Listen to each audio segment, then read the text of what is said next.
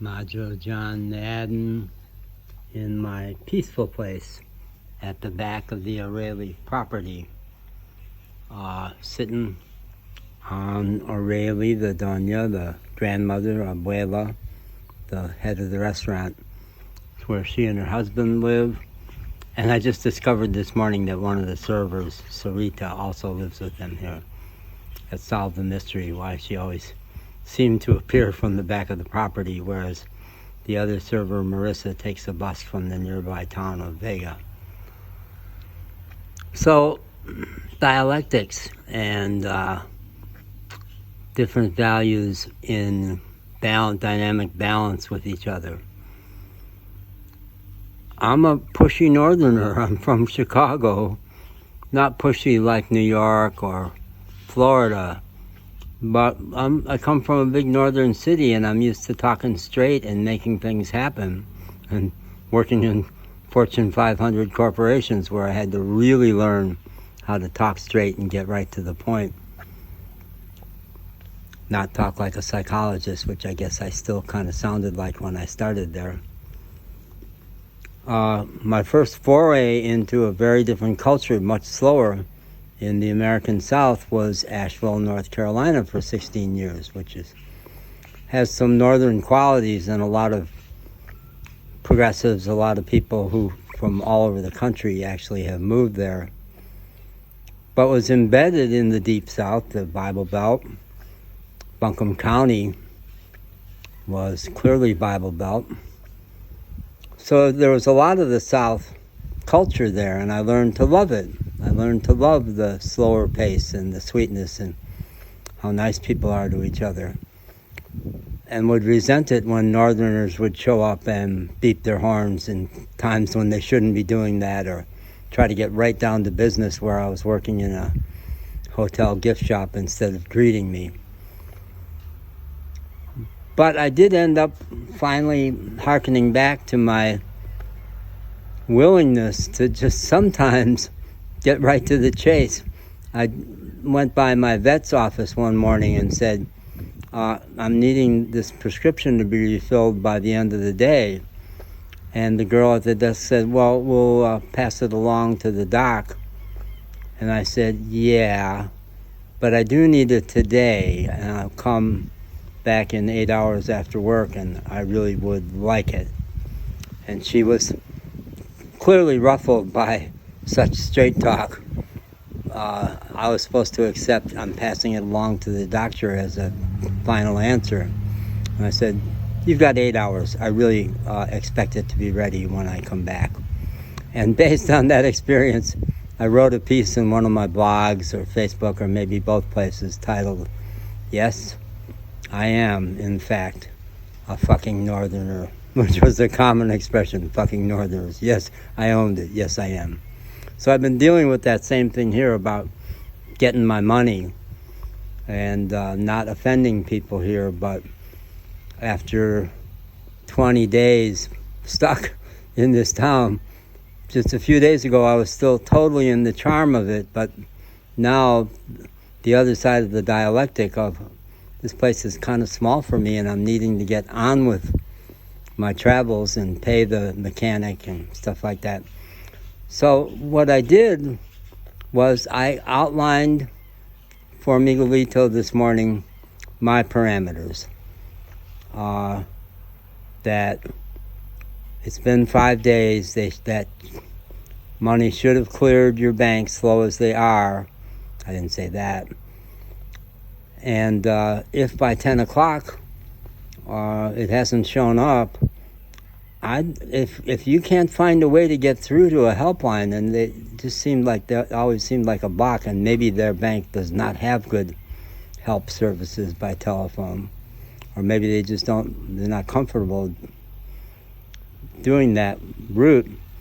I would like to pay you, depending on what you've got going on today, I'd like to pay you for your time and gas to drive the 40 minutes to your bank, because I really need that money.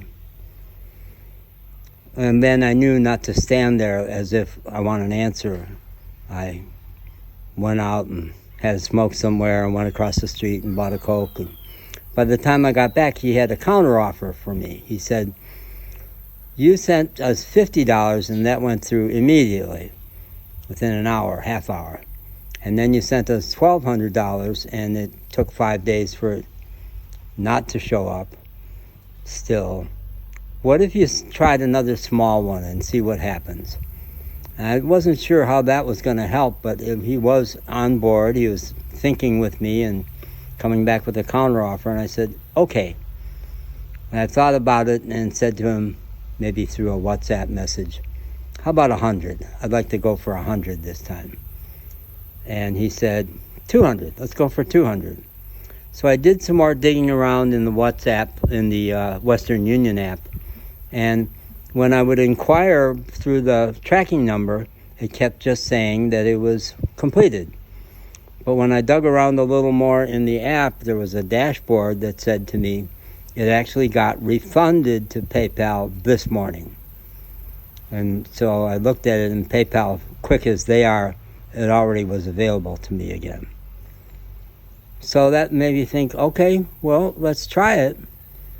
So I ordered the 200, and within half an hour or 40 minutes, it was there. So now we're brainstorming about what I need to pay the mechanic for him to send the parts out to another shop. That's been the sticking point there. What I owe the tienda across the street, Erica's shop, and Sarah, the server, and Aurelie, the mom, are busy serving some people in the restaurant. And they've agreed that in 10 minutes when I get back, they'll have the total of what I owe them. So everything's in play. Everything's in play. And it didn't happen by being super pushy. It did require me being a little pushy, just a little bit out of their comfort zone, but really trying to honor their needs. And in the middle of it, what I got was, do not do anything that indicates there's something wrong with their way of being, because they're happy with their lives here.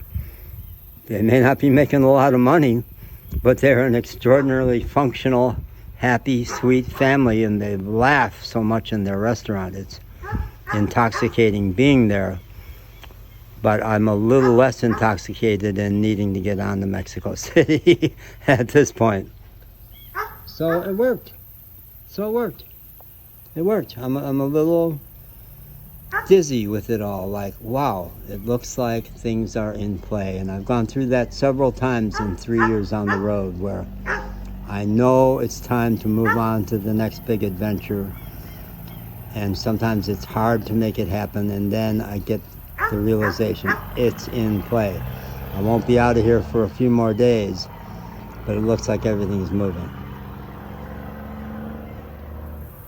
But it happened by collaborating with them, being a little pushy, and then taking a step back and seeing what they came back with. It's a dance that we created together. And as far as I can tell, there's no ruffled feathers anywhere. People are kind of happy and excited to be making it happen for me and with me. Yeah. So how about that, huh? My iPhone is doing funny things with the lighting out there. It's not, there's not a white glow over that field. It's a nice green field, very calm. More calm than me, but when having a cigarette back here did not get me calm, as it often does, I knew that talking it through, being the extrovert I am, would help.